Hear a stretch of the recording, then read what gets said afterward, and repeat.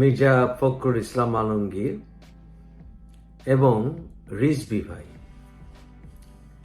এই দুজনকে আমি খুব সম্মান করি বিএনপিতে। কারণ বিএনপিতে এনারা ভদ্রলোক, যেমনটি ভদ্রলোক আমাদের গয়েশ্বরদা।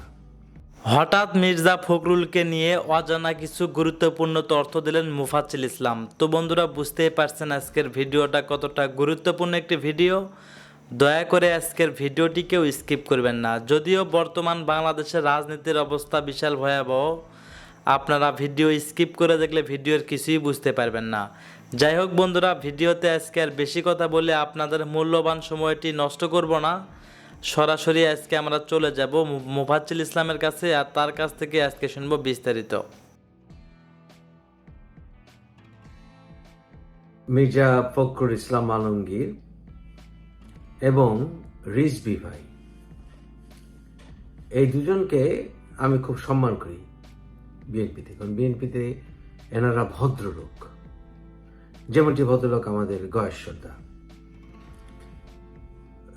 মির্জা ফখরুল ইসলাম আলমগীর বলেছেন যে জনগণ এবং জনগণের নির্বাচিত সরকার সিদ্ধান্ত নেবে কোন দলকে নিষিদ্ধ করা হলে বা নিষিদ্ধ করা যদি প্রয়োজন হয়।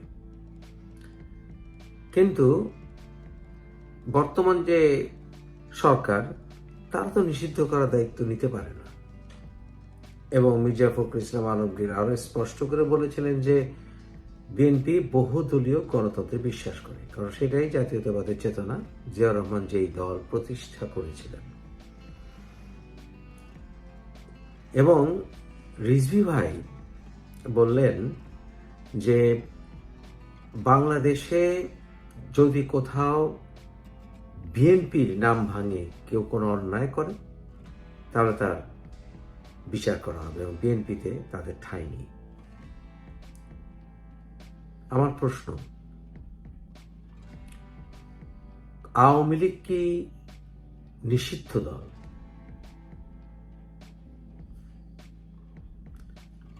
জয় বাংলা স্লোগান কি নিষিদ্ধ স্লোগান? 7ই মার্চের ভাষণের পরে জয় বাংলা ঘোষণা দেওয়া হয়েছিল, তাহলে কি 7ই মার্চ আমরা শুনব না? জিয়াউর রহমান কি বঙ্গবন্ধুর পক্ষে স্বাধীনতা ঘোষণা করেননি? দেশ কোন দিকে যাচ্ছে? হিংসার উত্তরে কি প্রতিহিংসা? হেইটের উত্তরে কি হেইট? আক্রমণের উত্তরে কি আরো বড় প্রতিঘাত? দেশ কি অসভ্যতার দিকে যাচ্ছে না? সমন্বয়কারীরা মব জাস্টিস করছে, থ্রেট দিচ্ছে। সব জায়গায় তারা থ্রেট দেয়, থ্রেট দিয়ে কার্য উদ্ধার করে। বিএনপি কি এখন জনগণকে বোঝাতে চাইবে যে আমরা আরো বড় গুন্ডা, এবং আরো বড় গুন্ডা বলে নিজেকে প্রতিষ্ঠিত করে বিজয় তারাই এনেছে, শেখ হাসিনার পতন তারাই ঘটিয়েছে? এই প্রতিযোগিতায় কি বিএনপি নেমেছে? আমার প্রিয় দল বিএনপি। তাহলে এখন আমার প্রশ্ন,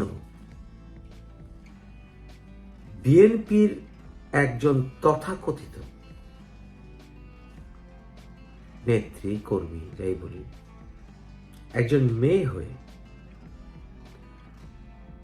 আওয়ামী লীগের একজন নারী কর্মী, উনি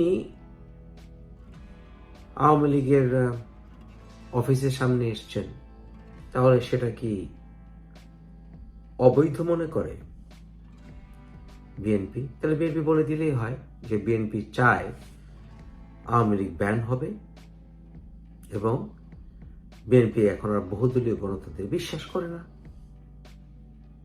তাহলে এখন আমরা দেখলাম যে আওয়ামী লীগের কার্যালয়ের সামনে আসার কারণে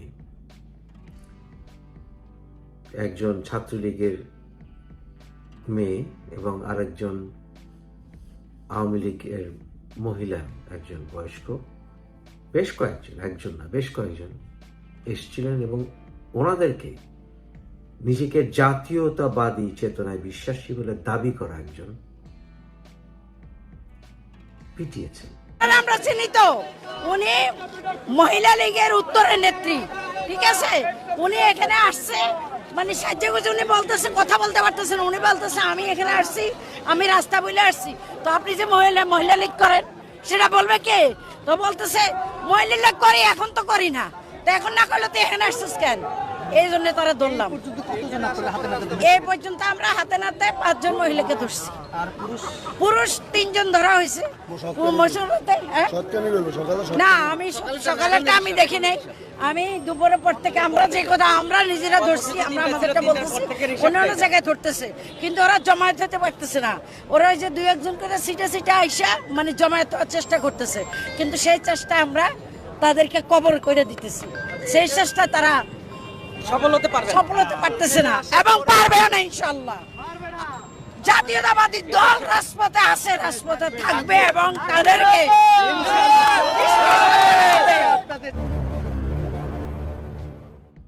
উনি বেশ কয়েকজন, উনি নিচে নারী হয়ে বেশ কয়েকজন নারীকে পিটিয়েছেন এবং ওনার হাতে লাঠি। উনি ব্যক্তিগত আক্রোশ নাকি দলীয় আক্রমণ জানি না, দলীয় সিদ্ধান্ত, কিন্তু উনি পিটিয়েছে এবং ওনার পেছনে দাঁড়িয়ে জাতীয়তাবাদী স্লোগান দিয়েছে বেশ কয়েকজন। এটা কি বিএনপির আদর্শ কিনা আমি জানতে চাচ্ছি, যে এই মহিলাকে কি আপনারা হুকুম দিয়েছিলেন? মির্জা ফখরুল ইসলাম আলমগীর, রিজভী ভাই, গয়েশ্বর দা, আপনারা কি হুকুম দিয়েছিলেন যে আওয়ামী লীগ দেখলে পেটাবে? বলে দেন, অবস্থা ক্লিয়ার করেন। নাকি আপনারা নিজেকে আরো বড় আক্রমণকারী হিসেবে প্রমাণ করে ডিফ্যাক্টো বোঝাতে চাচ্ছেন যে আপনারা সমন্বয়কারীদের চেয়ে বড় গুন্ডা? এই মহিলা, তাকে প্রত্যেকটা ইনসিডেন্স দেখা গেছে বেশ কয়েকজন নারীকে এসে আক্রমণ করেছে, এমনকি তাদের কাপড় চোপড় পর্যন্ত টেনে ছিঁড়ে ফেলেছে। এটা কি জিয়াউর রহমানের শিক্ষা, আদর্শ কিনা?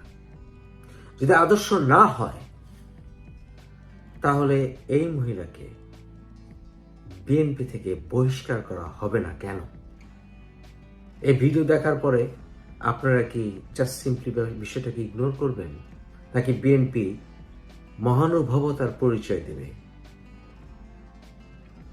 এবং বলবে এই পদক্ষেপকে বিএনপি সমর্থন করে না এবং সমন্বয়কারীদের সাথে তাল মিলিয়ে গুন্ডাগিরি করা বিএনপি সমর্থন করে না? কোনটা?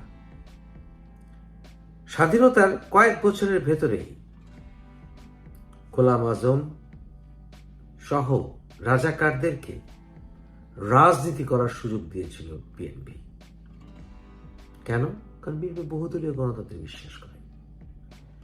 তাহলে দেশ বিরোধী, স্বাধীনতা বিরোধী চাইতে তো আওয়ামী লীগের কাছে বড় শত্রু কিছু আর কথা না। যদিও এই রাজাকারদেরকে সঙ্গে নিয়ে রাজনীতি করেছে বিএনপি, বিএনপির অনেক ক্ষতি হয়েছে, কারণ বিএনপির ভেতরে অনেক রাজাকার ঢুকে গেছে।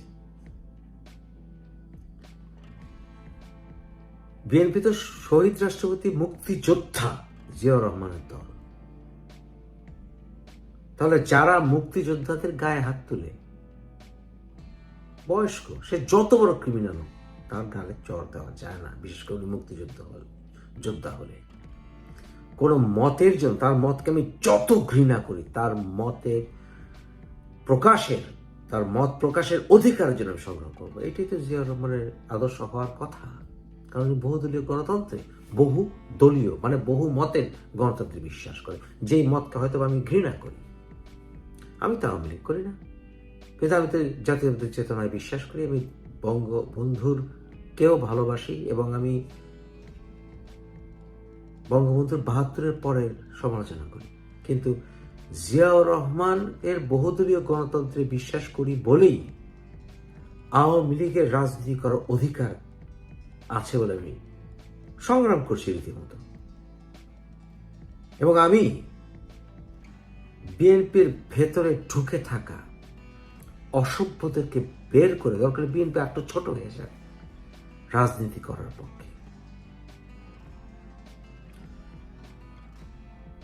একটি গল্প দিয়ে শেষ করি। একজন লোক অজগর সাপ পালে, অনেকে বলে পশ্চিম অনেকে অজগর সাপ পালে, পেট অ্যানিমাল। তো অজগরের সাপ পালে, অজগর সাপ বাচ্চা অজগর ঘরের কোনায়। সে দেখে যে রাত হলেই ফুঁসতে থাকে অজগর, বাচ্চা অজগর।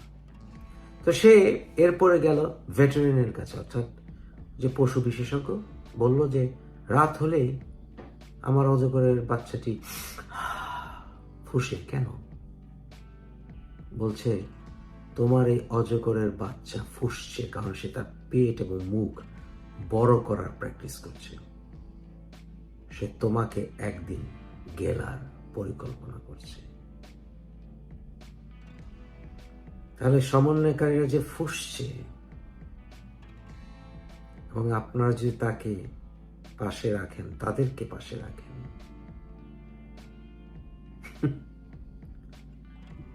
জামাত যেমন আপনাদেরকে অনেকটা গিলে ফেলেছে, আদর্শ থেকে সরিয়ে নিয়ে এসছে অনেকটা,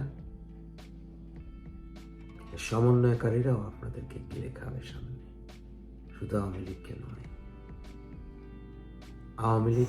ধন্যবাদ প্রিয় দর্শকবিন্দু, এতক্ষণ আপনারা শুনলেন মুফাজ্জল ইসলামের বক্তব্য মির্জা ফখরুলকে নিয়ে। এই মুফাজ্জল ইসলামের বক্তব্য শুনে আপনাদের কি মন্তব্য অবশ্যই কমেন্ট বক্সে কমেন্ট করতে ভুলবেন না। আর হ্যাঁ, আপনারা এতক্ষণ যে ভিডিওগুলি দেখলেন সব কিছু সোশ্যাল মিডিয়া থেকে সংগ্রহ করা, এখানে আমার নিজস্ব কোনো ব্যক্তিগত কথা বলা হয় না ভিডিওতে।